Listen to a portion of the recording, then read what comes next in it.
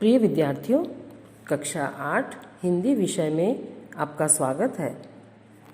बेटा, हमने हमारी पाठ्य पुस्तक मेधा का पाठ 4 प्रकृति से सीख एक पर्यावरण लेख जो है वो हमने पढ़ लिया है तथा समझ भी लिया है। इसमें हमने समझा कि हमें प्रकृति के साथ मिलजुल कर रहना चाहिए। वन हमारी देखभाल उसी प्रकार करता है कि जिस प्रकार एक माँ अपने बच्चे की देखभाल करती है। हमें प्रकृति का संरक्षण अपनी आने वाली पीढ़ी के लिए करना है, इसे धरोहर के रूप में उन्हें सौंपना है। बेटा, अब बारी है प्रश्नोत्तर की। सबसे पहले हैं मौखिक प्रश्न।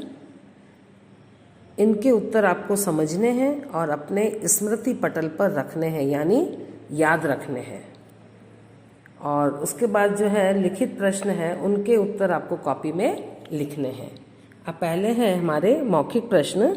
यह संस्मरण किनके द्वारा लिखा गया है? इसका उत्तर है यह संस्मरण माननीय राष्ट्रपति रामनाथ कोविंद द्वारा लिखा गया है। ख प्रश्न है, लेखक कहाँ ठहरे हुए थे? लेखक मशोबरा में ठहरे हुए थे। लेखक ने किसका भव्यतम रूप देखा था? लेखक ने प्रकृति का भव्यतम मतलब सब बहुत सुंदरतम है ना, बहुत विशाल रूप उसका देखा था, विशाल और सुंदर। घ है, हमारी आज़ादी की 75वीं वर्षगांठ कब मनाई जाएगी? इसका उत्तर है हमारी आज़ादी की 75वीं वर्षगांठ सन 2022 में मनाई जाएगी। अंग है, लेखक ने पाठ के अंत में क्या आह्वान किया है? मैंने क्या संदेश दिया है, क्या गुजारिश की है? लेखक ने पाठ के अंत में धरती माँ का ऋण चुकाने का आह्वान किया है। आया समझ में आपको? ये हमारे मौखिक प्रश्न हो गए हैं, इनको समझना है और आपको याद करना है ना बेटा। और हम कॉपी में लिखेंगे लिखित प्रश्नों के उत्तर। प्रश्न 2 लिखित प्रश्न है। क वाला, 25 मई 2018 की सुबह में जल्दी उठकर लेखक ने क्या किया? इसका उत्तर है 25 मई 2018 की सुबह में जल्दी उठकर लेखक ने अपने पोते और पोती के साथ सैर के लिए 5 बजे शिमला जल संग्रहण क्षेत्र और वन्य जीव अभयारण्य की ओर निकल पड़े, है ना। तो शिमला में जो जल संग्रहण क्षेत्र था, माने वाटर कलेक्शन एरिया, और वन जीवी अभयारण्य माने जहाँ पे वन के जो जीव हैं, प्राणी हैं, बिना डर के घूमते हैं, वो अभयारण्य कहलाता है। वहाँ पर वो निकल पड़े। ख है, शिमला पक्षी विहार की परिकल्पना के पीछे क्या धारणा थी? इसका उत्तर है बेटा, शिमला पक्षी विहार की परिकल्पना एक वन के रूप में की गई थी। सोचा गया था कि यहाँ पर फूल पौधे होंगे और शिमला के लिए एक बहुत बड़ा जल स्रोत तैयार हो सकेगा। ये उत्तर हमारा हो गया इसका। अब ग प्रश्न है बेटे, शिमला पक्षी विहार में लेखक ने किस प्रकार आनंद उठाया?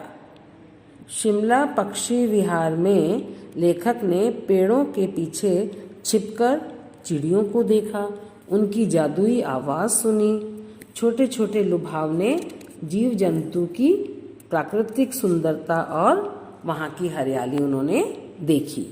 सीधे तनकर खड़े देवदार और ओक के वृक्ष जो थे वो उन्होंने देखे, छोटे बच्चों की खिलखिलाहट सुनी और महसूस किया कि मशोबरा का अपना अलग ही स्वर्ग है। घ है, ये हमारा उत्तर पूरा हो गया बेटा। अब घ है, शिमला पक्षी विहार में लेखक ने प्रकृति के बारे में क्या अनुभव किया? इसका उत्तर है, शिमला पक्षी विहार में लेखक ने प्रकृति के बारे में अनुभव किया कि यहाँ प्रकृति किस तरह से मनुष्य की चिंता करती है, यह वन किस तरह से शिमला और इसकी जनता का पोषण करता है। और जो वन है वो बिल्कुल उसी तरह हमारी देखभाल करता है जैसे कोई माँ अपनी संतान का भरण पोषण करती है, देखभाल करती है। प्रकृति हमें प्यार करती है और हम उसे प्यार करते हैं। ये अनुभव उन्होंने किया, लेखक ने किया, कोविंद जी ने किया। अंग है, लेखक के अनुसार किन प्रश्नों का उत्तर आज हमारे पास नहीं है। इसका उत्तर है, लेखक के अनुसार सन 2047 में जब भारत की आज़ादी के 100 वर्ष पूरे होंगे, उस समय का भारत कैसा होगा। ऐसा विचार मन में आया जब सन 2069 में हम गांधी जी की 100वीं जयंती मना रहे होंगे, उस समय का भारत कैसा होगा। इन प्रश्नों का उत्तर आज हमारे पास नहीं है। ये उत्तर हमारा पूरा हो गया बेटा। अब इसके बाद जो है च वाला है, च प्रश्न है, प्रकृति किसी से भेदभाव नहीं करती। इस कथन की पुष्टि उदाहरण देकर कीजिए। सही बात है, प्रकृति किसी से भेदभाव नहीं करती है। इस कथन की पुष्टि इस प्रकार हो सकती है कि जैसे प्रकृति में जल सभी के लिए उपलब्ध है ना। नदी ऐसा तो नहीं करती कि मैं इसको पानी दूंगी और इसको नहीं दूंगी। और यहाँ के जो पेड़ हैं सभी को छाया देते हैं, और जो साफ हवा है सभी को पोषण देती है, सभी को शुद्ध हवा प्रकृति से मिलती है। और 6 वाला है, मानव जाति को प्रकृति से कौन सा गुण सीखना चाहिए। उत्तर है, जीवधारी चाहे छोटा हो या बड़ा, शांत हो या शोर मचाने वाला, सभी को मिलजुल कर साथ साथ पुष्पित पल्लवित होने देती है। कौन? हमारी प्रकृति। यह आगे बढ़ने का अवसर प्रदान करती है। मानव जाति को भी प्रकृति से यह गुण सीखना चाहिए। तो ये बेटा हमारा पूरा हो गया है प्रश्नोत्तर। अब इसके बाद है, इन पंक्तियों के भाव स्पष्ट कीजिए। ये भाव स्पष्ट बेटा आपको खुद करने होंगे, है ना। इसको पढ़ें, समझें और फिर आप अपने थॉट प्रोसेस के द्वारा इसमें लिखेंगे। यह वन बिल्कुल उसी तरह हमारी देखभाल करता है जैसे कोई माँ अपनी संतान का भरण पोषण करती है। प्रकृति हमें प्यार करती है और हम उसे प्यार करते हैं। तो एक हिंट मैं आपको दे देती हूँ। वन में हमारी सुविधाओं और आवश्यकताओं को ध्यान रखते हुए प्रकृति हमारा पूरा ध्यान रखती है, और वो जो है हर प्रकार से हमारा भरण पोषण करती है ना। तो लेखक ने सही लिखा है कि वन हमारा उसी प्रकार ध्यान रखता है, उसी प्रकार देखभाल करता है जैसे कि एक माँ अपने बच्चे का करती है। हमने बहुत तरक्की की है, अनेक उपलब्धियां प्राप्त की हैं, लेकिन अभी बहुत कुछ ऐसा है जो प्राप्त किया जाना है, बाकी है, शेष है।